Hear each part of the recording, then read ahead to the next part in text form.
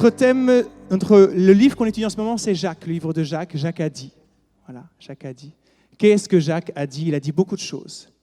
On l'a dit plein de fois, je ne vais pas tout refaire le contexte, mais le livre de Jacques est véritablement l'épître dans le Nouveau Testament la plus pratique, pratico-pratique. Là.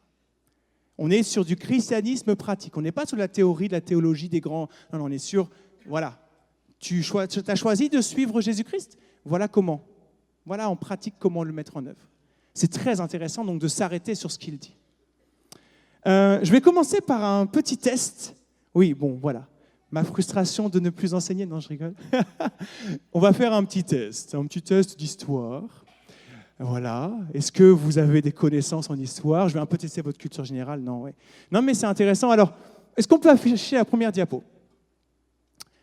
Qui peut me dire ce qui s'est passé en 2018? Vous allez me dire, mais il est sérieux? 2018. Déjà, il y a une année, il y a 365 jours. Qu'est-ce que tu veux que je te dise? Alors, Coupe du Monde, oui, évidemment, les footballeurs, mais ce n'est pas ça qui m'intéresse. Donc, c'est vrai, mais ce n'est pas ça que je voulais. Autre chose. Quoi?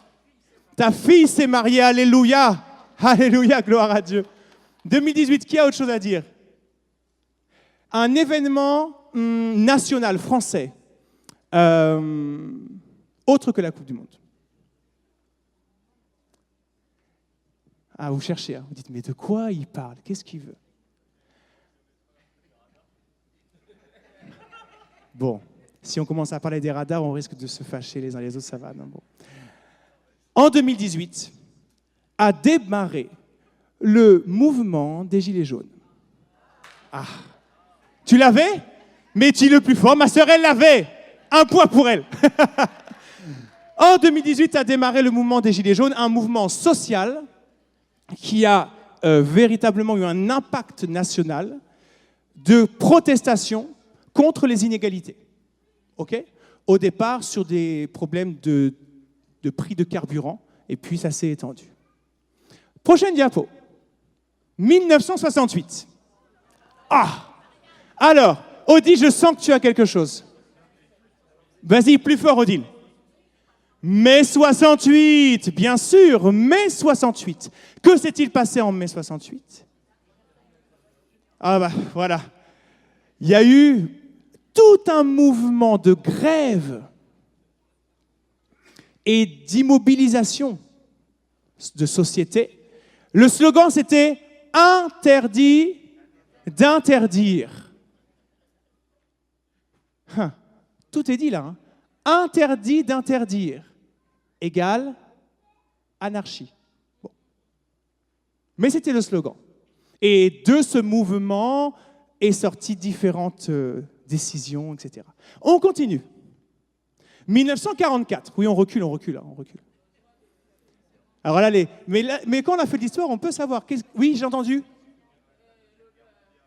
Non. Le vote des femmes. Oui, Christelle, un point pour Christelle. Le vote des femmes, le droit de vote aux femmes, qui a été accordé après un combat politique de plus de 100 ans au moins. Quasiment 100 ans. Puisque le droit de vote aux hommes avait été accordé il y a bien avant ça. On continue. 1848. Voilà, on a vraiment fait un saut. Allez. Que s'est-il passé en 1848? Il y a la révolution de 1848, c'est vrai. Il y a beaucoup de choses en 1848. Hein. Moi, je me suis arrêté sur un événement qui m'a... Johan, mon fils. J'espère qu'il a la réponse. Plus fort. L'abolition de l'esclavage. Oh, c'est mon fils. Non, je lui ai même pas soufflé. Bien. Non, mais oui, c'est ça. L'abolition de l'esclavage. OK. On continue? 1789. Tout le monde y va? La Révolution française.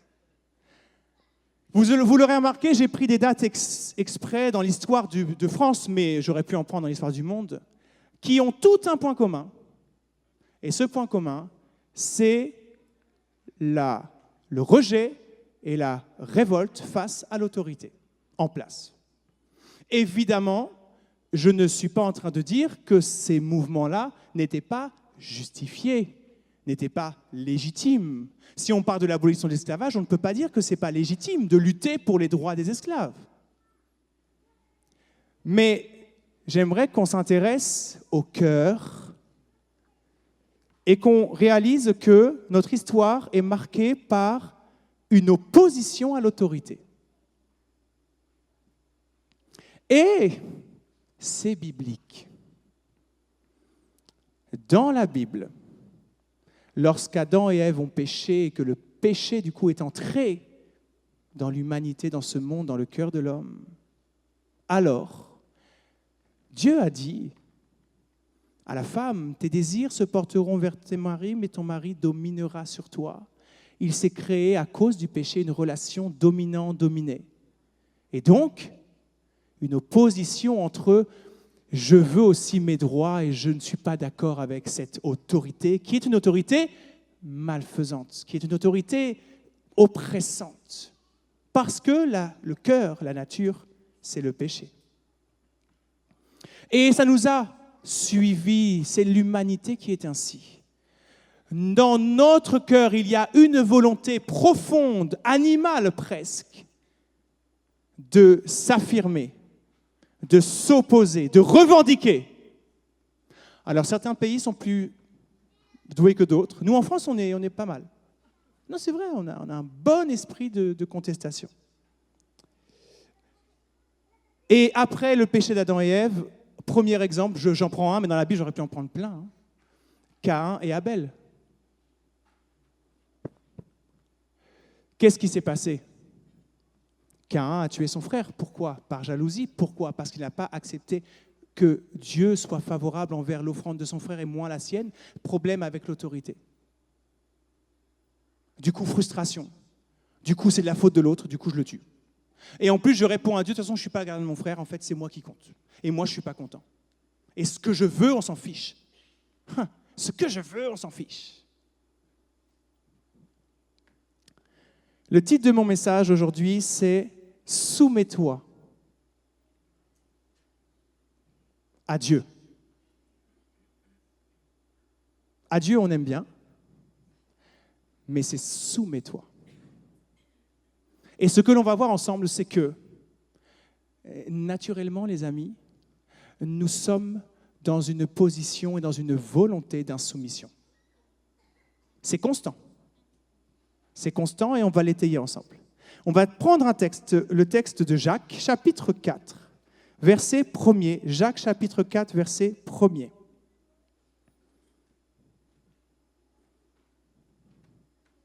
Jacques 4, verset 1.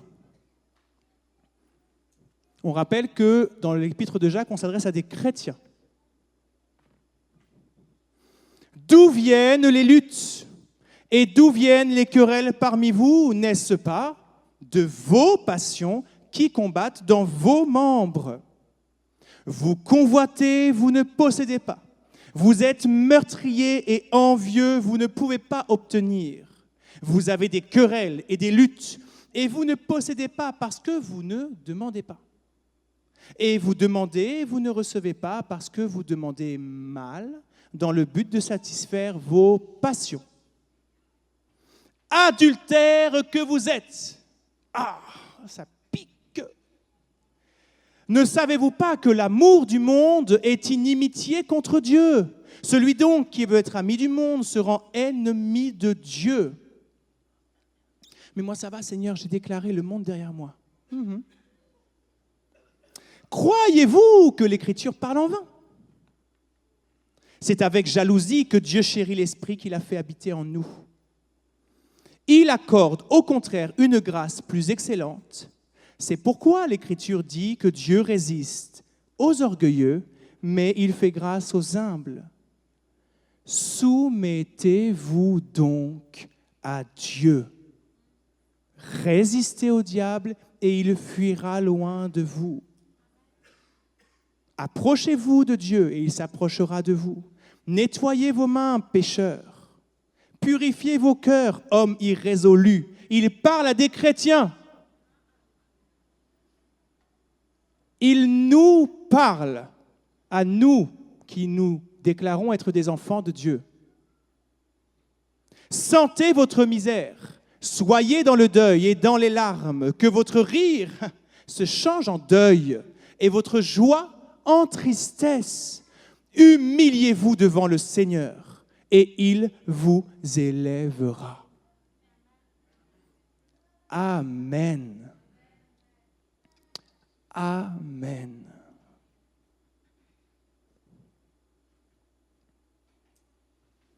Dans ce texte, le verset qui fait un peu pivot ici, c'est « Soumettez-vous donc à Dieu ». Soumettez-vous donc à Dieu. On a un problème. Vous vous prenez la tête tout le temps. Je ne crois pas que ce problème ait trouvé solution depuis l'époque. Je pense que nous sommes assez honnêtes pour reconnaître que nous aussi, nous sommes capables d'être en lutte, en querelle, en dispute, en jalousie, en envie des uns et des autres, dans l'Église, hors de l'Église, et j'en passe. Alors, il nous arrive d'être nous aussi des adultères. Et on va préciser pourquoi. Et s'il y a une chose que je vais répéter beaucoup ce matin, c'est « Croyez-vous que l'Écriture parle en vain ?» Dieu parle tantôt d'une manière, tantôt d'une autre. On aime le dire. Mais il nous dit ensuite, mais l'homme n'y prend pas garde. Dieu te parle. Dieu te parle. Tu sais, tu connais, tu sais où tu dois aller, tu sais ce que tu dois faire, tu sais comment le faire, tu connais tout. Mais qu'en fais-tu? Qu'en fais-tu? On est dans le pratique. Crois-tu que l'Écriture parle en vain? Sommes-nous des auditeurs oublieux? On entend, on sait, mais on n'y va pas. Ou alors suivons-nous l'exemple de Jésus au jardin de Gethsémanée qui a dit « Père, non pas ce que je veux, mais ce que tu veux. » Mon premier point ce matin, ce sera ce que je veux. Parce que oui, quand Jésus dit ça, il est en train de dire qu'il a aussi une volonté. Jésus, fils de Dieu. Jésus, Dieu fait homme. Jésus qui connaît, il sait où il doit aller. Qu'est-ce qui lui arrive là? T'as un moment de faiblesse? C'est quoi le... Bah oui. Bah oui. Jésus a un moment de faiblesse. Est-ce qu'il chute? Non. Est-ce qu'il pêche? Non. Mais il a un moment de faiblesse. Il a l'angoisse. Il a peur. Quand tu as peur, quand tu es angoissé alors que tu es chrétien, tu es censé tout savoir les choses, qu'on te dit « mais tu ne sais pas ». Oui, je sais, mais t'inquiète, Jésus connaît le « mais ». Il comprend le « mais ». Il comprend. Lui, il l'a vécu. Et sa réponse, par contre, a été « mais non pas ce que je veux, je voudrais là, que la coupe s'éloigne de moi. C'est trop, j'en peux plus.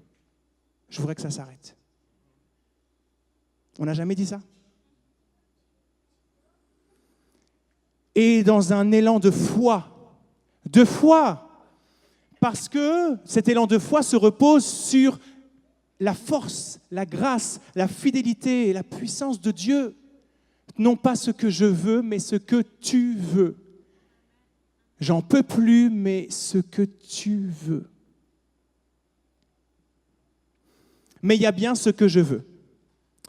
Oui, dès le plus jeune âge, on parle, par exemple, pour les enfants de 1 à 2 ans, vers 2 ans, là, de la période du non.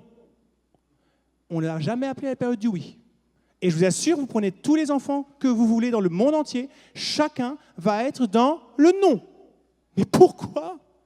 Parce que c'est ainsi que le cœur de l'homme est. La nature charnelle. Alors que mes parents veulent mon bien. Et que je devrais comprendre ça, et que je vois qu'il m'aime et qu'il m'apporte. Mais non.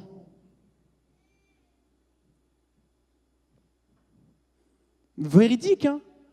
Un enfant va se mettre en danger au bord d'une fenêtre prêt à tomber, tu lui dis descends là, il dit non. Il dira non à cet âge-là, je vous assure. Hein? Vous comprenez hein, comment nous sommes constitués. Quand on grandit... Ah oui, non, j'avais une illustration pour ça, sur le nom. Mon fils, 4 ans. Bon, il a un peu grandi quand même. Hein. Donc du coup, il est moins dans le nom, normalement. Bon, c'est encore un travail. Dieu, aide-nous. Bref, et travaille son cœur. Donc, l'autre jour, on allait, c'est mercredi, j'avais déposé l'un à la musique, l'autre chez le copain, enfin bref, voilà, il restait Nathan et moi. Et Nathan, puisqu'on a parfois l'habitude de faire ça, me dit « Papa, je veux aller au parc ». Et je lui dis « Non, Nathan, on n'ira pas au parc ». « Papa, je veux aller au parc ». Alors, je te répète, non, Nathan, on n'ira pas parce que papa n'a pas le temps, et puis il fait froid, et puis j'ai pas envie, et puis bon, voilà. Viens, on va aller à la maison, on va faire... Voilà. Et il me dit, mais papa, moi, je veux aller au parc. Ok, bon, ce qu'il veut. À cet âge-là, c'est tout ce qui compte. Hein. Mais parfois, ça nous suit, je vous assure. Enfants et adolescents, qu'est-ce qui se passe? Alors là, on se construit dans l'affirmation de soi. Les autres, c'est pas, non, de moi. Moi. Je suis qui, moi? Est-ce qu'on va m'entendre, moi? Je ne prendrai pas d'exemple de mon fils qui a 13 ans, qui est au fond de la salle, il va me dire, papa, arrête. Donc je ne dirai rien. Mais c'est comme ça, j'ai fait ça. On a tous fait ça à l'adolescence, à un moment donné où on dit, non, moi, je ne veux pas. Je ne suis pas d'accord, moi. Une opposition à l'autorité, encore. Et souvent, à cet âge-là, on se dit, oh, quand j'aurai 18 ans, ils vont enfin me laisser tranquille. Ben oui. Et quand on devient adulte, on se dit, c'est bon, on a passé tout ça. Mais on se construit sur des projets, on est parfois carriériste, on veut s'accomplir, on veut s'affirmer, on veut enfin qu'on nous reconnaisse si on ne l'a pas encore fait jusque-là. Et on est dans des volontés de quelque part s'affranchir de toute forme de blocage et de frein. Ces freins, parfois, c'est donc l'autorité. Et c'est parfois bien complexe, même dans les entreprises aujourd'hui, bien complexe, de gérer la relation entre les travailleurs, etc., la relation entre le chef et l'employé. Il faut que les chefs fassent preuve de beaucoup de pédagogie et tout ça pour... Wow. Nous avons un problème avec l'autorité.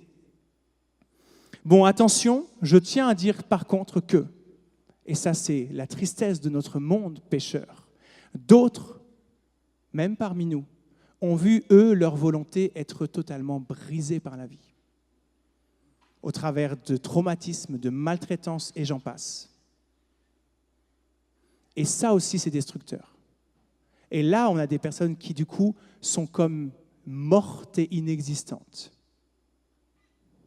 Parce que plus de volonté, plus de projet, je ne sais même pas ce que je veux. Dieu, lui, nous a créés avec une volonté. Jésus avait une volonté. Adam et Ève avaient une volonté. Nous avons tous une volonté. Il est dans la volonté de Dieu que nous ayons une volonté.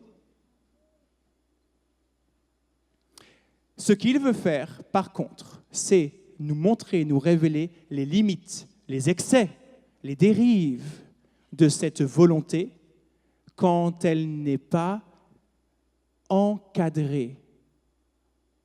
L'autorité est donc nécessaire. Mais quelle autorité? On le voit dans ce texte.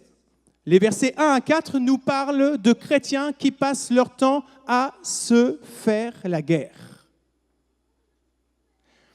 Le monde, depuis que nous le connaissons, est marqué par la guerre. Une grève, c'est déjà la guerre. Quelque part, c'est de l'opposition. Le monde est marqué par ça. Et ça vient d'où? Ça vient des passions qui combattent dans nos membres. Il y a une lutte. Il y a une lutte. Jésus l'a connu, Pierre l'a connu. Pierre, l'apôtre Pierre, celui qui, quand il va prêcher, 3000 âmes sauvées.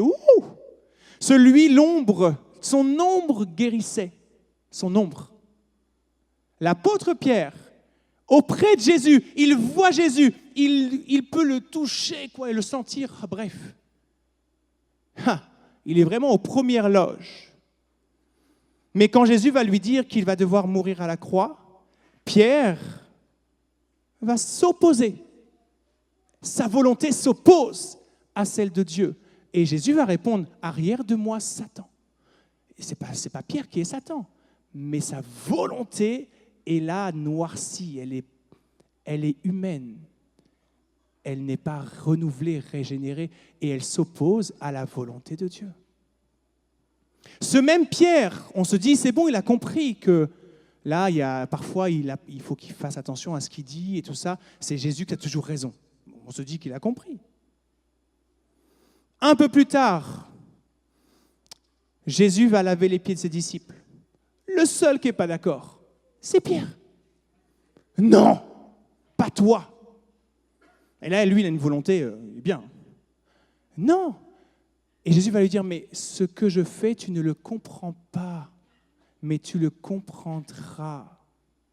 Le nombre de fois où nous ne voulons pas. Et c'est légitime. On a des arguments. Pierre avait des arguments. Ces arguments sont logiques. Hein. On peut tout à fait les comprendre. Hein. Mais non, tu es Jésus, c'est moi qui dois laver tes pieds. On dit oui, c'est vrai. Moi aussi, je suis d'accord. Hein. C'est moi qui dois laver les pieds de Jésus, c'est Jésus. Mais lui dit non. Et il dit une chose tellement importante qui doit nous suivre. Tu ne comprends pas. Mais fais-moi confiance, en fait. Fais-moi confiance. Oui, mais je voudrais juste... Fais-moi confiance. Oui, mais tu ne peux pas me donner un...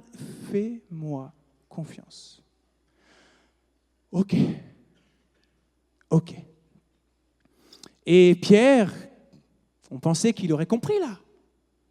Quand Jésus se fait arrêter, qu'est-ce qu'il fait? Alors que bon, Jésus lui a dit, etc. Et, il coupe l'oreille du soldat. Ah, c'est plus fort que lui. C'est plus fort que lui. Et parfois on est impulsif. Vous n'êtes pas impulsif, ça vous arrive jamais. Parfois on est impulsif. Hein. Il coupe l'oreille du soldat. Pourquoi? Mais parce qu'il aime Jésus, parce qu'il ne comprend pas, parce qu'il est un homme. Et nous, parfois, on coupe les oreilles. On est impulsif aussi, hein, parce qu'on est des hommes, parce qu'on ne comprend pas, parce que notre volonté s'oppose à celle de Dieu. Et Pierre, je finis avec ça, alors que c'est le jugement, etc., il va renier Jésus. Franchement, bon, après, si on faisait le CV de tout ce qu'on a fait, je crois qu'on l'égale largement. Hein. Voilà, on n'a pas... Mais vous comprenez. Et pourtant, est-ce que nous n'aimons pas Jésus? C'est pas ça la question. Une question ici de ma volonté et des passions qui sont dans mon âme. Les passions qui luttent, toutes mes émotions, mes pensées, mes sentiments,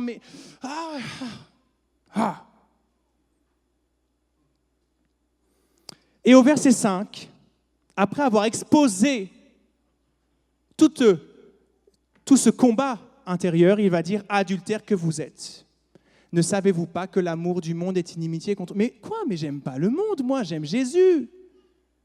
La croix devant moi, le monde derrière moi, j'aime pas le monde.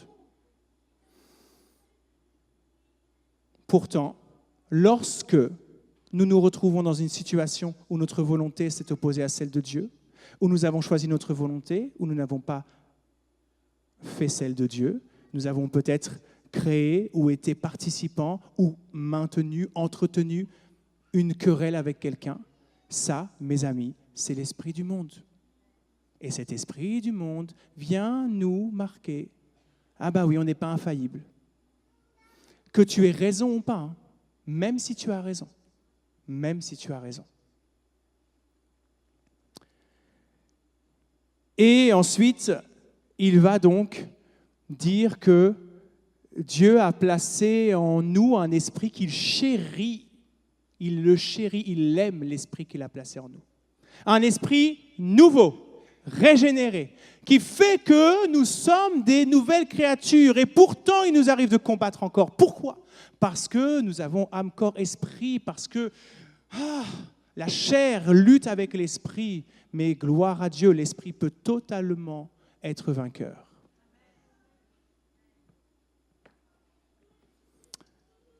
Henry Alford, qui est un doyen, enseignant, etc., dira que le Saint-Esprit que Dieu a mis en nous désire avec jalousie que nous soyons tout entiers à lui. Et dans la parole de Dieu, 1 Corinthiens 6, versets 19 et 20, on nous parle du temple du Saint-Esprit et on nous dit, Paul nous dit, hey, les gars, vous ne vous appartenez plus à vous-même, vous appartenez à Christ. Votre corps, c'est plus le vôtre. Vous êtes le temple du Saint-Esprit. Et 2 Corinthiens 6, versets 16 à 18, il va, Paul, là aussi, encore les Corinthiens, oui. Voilà, il y en a parfois qui ont besoin de comprendre davantage, il faut insister. Et il va dire, hey, quel rapport il y a entre le temple de Dieu et les idoles? Nous sommes le temple du Dieu vivant. Et comme Dieu l'a dit, j'habiterai et je marcherai au milieu d'eux. Je serai leur Dieu, ils seront mon peuple. C'est pourquoi, sortez, séparez-vous. Ne touchez pas à ce qui est impur et je vous accueillerai. Et je serai pour vous un père, vous serez pour moi des fils et des filles, etc. Il y a donc une possibilité de vivre avec ce que nous voulons sans être totalement esclave de ce que nous voulons. Et en tant que chrétien, on a besoin de comprendre que suivre Jésus, ce n'est pas nier la volonté. Tu as toujours une volonté. Et il va falloir que tu commences à apprendre et que je doive apprendre et on apprend à vivre en soumettant notre volonté à celle de Dieu. Il le dit, Dieu résiste aux orgueilleux. Les orgueilleux, ce sont ceux qui se disent « c'est moi qui ai raison ». Et je vous assure, je suis un champion là-dedans. Moi, j'ai grandi avec un grand esprit de contradiction. J'ai tout fait par contradiction. Pour l'anecdote, j'ai choisi de faire allemand parce que tout le monde faisait anglais. C'est pas parce que j'aimais l'allemand, hein, mais juste tout le monde fait anglais, je veux faire comme tout le monde, je veux être à part. Moi. Ouais. Pour l'anecdote, au collège, je disais à la prof d'allemand, mais non, vous vous trompez. C'est moi qui sais. Et je lui démontrais. Hein. Et puis, si elle me donnait une note qui n'était pas celle que je méritais, parce que c'est moi qui sais, parce que ma volonté est au-dessus de la sienne, je lui disais, mais n'importe quoi, je lui renvoyais le truc à la tête et je sortais de la classe. Voilà, c'est ça la nature de l'homme. Hein. Bon, on est parfois plus ou moins expressif. Moi, j'étais un peu impulsif. Bon, voilà. Mais c'est ça. Quand j'ai rencontré le Seigneur, ça a disparu, ça, vous croyez? J'ai plus d'esprit de contradiction? J'ai plus aucune impulsivité. Je suis tellement doux et calme et humble de cœur. Non. Je bataille comme vous. Je bataille. Et j'apprends et je choisis de me dire, Seigneur, pardon pour mon orgueil. Tu résistes à mon orgueil. Si c'est l'orgueil qui s'exprime, tu résistes. Mais moi, comme le dit la parole, je veux me soumettre parce que je veux résister à Satan, pas à Dieu. Quand tu as raison, tu es sûr d'avoir raison et tu fais tout pour avoir raison et du coup, tu es en train de créer, de même entretenir quelque chose de querelleux dans la dispute, dans la division. Tu as peut-être raison, mais tu es en train de résister à Dieu et par contre, tu accueilles Satan. C'est ça la vérité. Et on va donc s'intéresser maintenant à ce que Dieu veut. Ce que Dieu veut. Ça ne correspond pas à notre volonté. Jésus l'a dit, pas ce que je veux, mais ce que tu veux. Ça veut dire ce que je veux, c'est pas ce que tu veux. Quand déjà on a compris ça, on a déjà résolu beaucoup de choses. Parce qu'on a déjà résolu que dans tout, on a besoin de comprendre ce que Dieu veut, parce que moi, en fait, en général, ce que je veux, c'est pas ce qu'il veut. Quand le proverbe, c'est un proverbe où dans les psaumes, il dit « Fais de l'Éternel tes délices et il te donnera ce que ton cœur désire. » Alors nous, on dit « Oui, donne-moi ce que je désire. » Oh oui. Mais n'oublions pas, c'est écrit « Fais de l'Éternel tes délices ». Et le mot est fort. Ça veut dire « Fais de Dieu le sujet de toute ton affection, tout ton amour, tout ton désir. Lui, rien que lui, plus que lui. » Ça veut dire même plus toi. Hein. Et les amis, on a du travail, on est en chemin. Et le chemin commence par la soumission. Soumets-toi à Dieu. Ésaïe 55 nous dit que ses pensées ne sont pas nos pensées. C'est clair. Et ses voies ne sont pas nos voies. Autant les cieux sont élevés au-dessus de la terre, autant mes voies sont au-dessus de vos voies. Il y a un fossé. Hein. Et mes pensées sont au-dessus de vos pensées. Nous avons besoin de connaître la parole de Dieu et de nous soumettre à la parole de Dieu. Que résonne dans nos cœurs, croyez-vous que l'Écriture parle en vain? Pardon Seigneur, toutes les fois où tu parles, je lis, tout est clair et je dis non. Je dis non. Pardonne-leur, non. J'ai fait ça et vous l'avez fait. Peut-être qu'on le fait encore en ce moment. Peut-être. Qu'est-ce que Dieu veut? Dieu nous aime et il veut notre bien. Il a donné Jésus-Christ pour nous sauver. 1 Timothée 2, verset 4, Dieu veut que tous les hommes soient sauvés. Sauvés du péché, sauvés de notre volonté qui nous tyrannise, qui nous rend esclaves du péché. Nous sauver, nous sortir de là, nous libérer. Et que tous parviennent à la connaissance de la vérité. Il y a un seul Dieu, aussi un seul médiateur entre Dieu et les hommes, Jésus-Christ, homme, qui s'est donné lui-même en rançon pour tous. C'est aussi pour toi qui es en train de t'interroger. Tu es là, tu te poses des questions. Tu peux ne pas encore avoir choisi de soumettre ta volonté à Jésus-Christ. Sache que lui a soumis la sienne à celle du Père parce qu'il t'aime et pour te sauver de ton conflit intérieur et t'offrir la réconciliation. Non seulement la réconciliation avec le Père, mais la réconciliation avec toi-même. Et vivre véritablement la paix. Et Jésus a montré l'exemple. La Bible nous dit qu'il s'est humilié lui-même. Se soumettre, c'est s'humilier. Attention, ce n'est pas Dieu qui va te soumettre. Et ce ne sont pas les hommes qui vont te soumettre. Ce n'est pas ce que Dieu veut. Dieu nous aime et Dieu nous rend responsables et il nous dit « Soumettez-vous ». C'est à nous de le faire. Donc, regarde pas si ton voisin à droite ou à gauche s'est bien soumis. Laisse le Saint-Esprit sonder ton cœur et voir là où tu as besoin de te soumettre encore, plus, davantage. Et comment on y va à cette soumission? Parce qu'on connaît Dieu. Et comment on connaît Dieu? Parce qu'on connaît la parole. Qui est Dieu? Dieu est amour. Dieu est bon. Dieu est fidèle. Dieu est compatissant. Dieu est doux. Dieu est présent. Dieu est puissant. Et on en passe, il y en a tellement. Et la Bible regorge de ces richesses pour nous dire qui est Dieu. Alors je sais que mon Dieu, il est bienveillant. Il veille à mon bien. Alors oui, je me soumets. Je me soumets. Parce que ton autorité, Seigneur, elle est bienveillante. Et je choisis, oui, de m'humilier dans la soumission. Ça veut dire que je choisis de dire, j'ai cette lutte, je ne la cache pas. Je lutte avec ceci, avec cela, je lutte. Je n'ai pas honte de le dire, de le montrer et de le confesser même.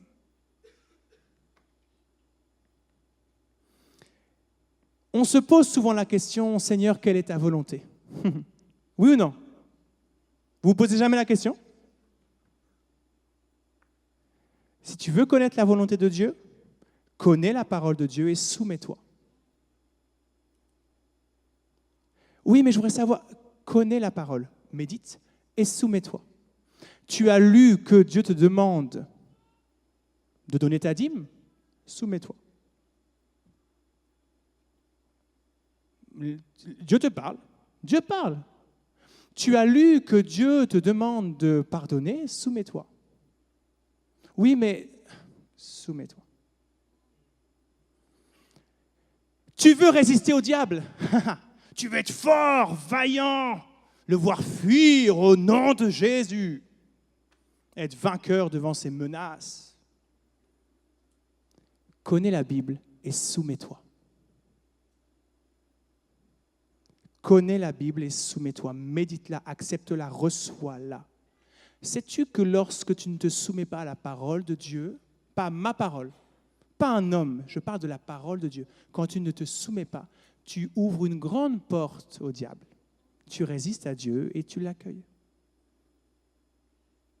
Et là, tu peux t'agiter. Ce qui permet de le mettre dehors et de refermer la porte, c'est de lire la parole et de se soumettre. C'est aussi simple, vrai et puissant que ça. Amen. Je demande à l'équipe de louange de me rejoindre et on va terminer. Vous l'aurez compris,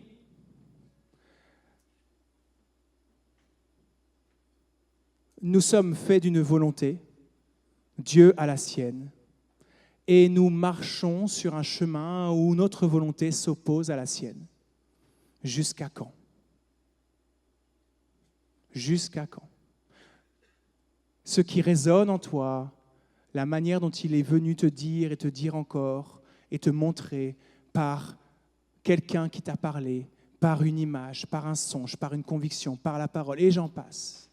Qu'est-ce que tu en as fait?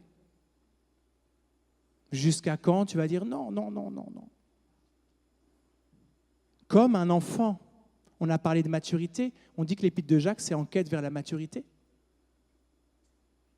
Choisissons la maturité par la soumission. Te soumettre à Dieu, c'est être mature. Te soumettre à Dieu, c'est vivre dans la liberté en Christ. Alors, la simple chose à laquelle Jacques nous invite ce matin, c'est à dire et à choisir de nous soumettre.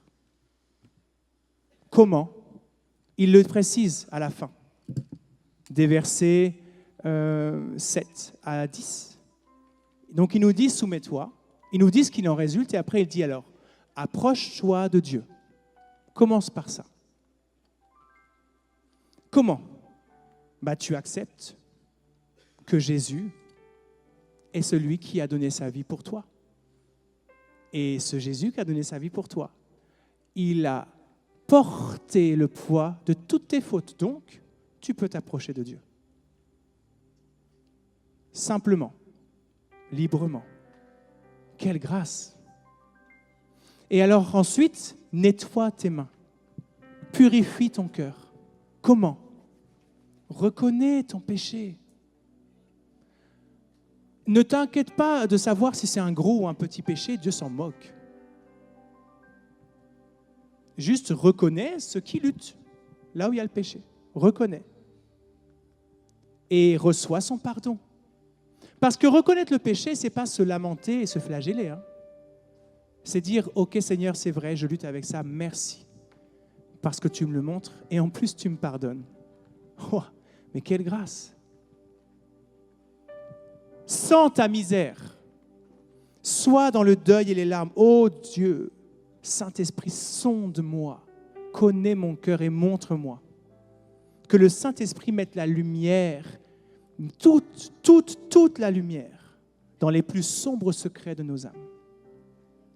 Et enfin, humilie-toi. Là, on est arrivé au bout du bout. Humilie-toi. Reconnais que rien en toi n'est valable aux yeux de Dieu. C'est pas quand Dieu se tourne vers toi et son amour se tourne vers toi, c'est parce que Jésus a tout payé pour toi. C'est pas parce qu'il te trouve meilleur ou plus beau ou plus intéressant qu'un autre. Donc, accepte-le et humilie-toi. Amen. On va fermer nos yeux un instant, s'il vous plaît.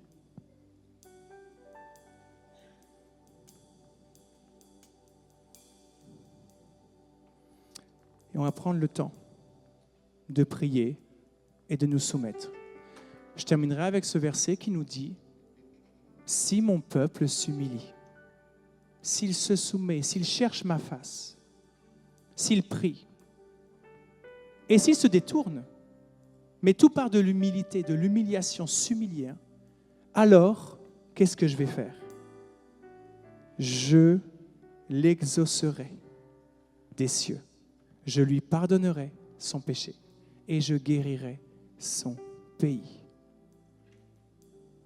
Cette voie est ouverte par Jésus-Christ. Alléluia!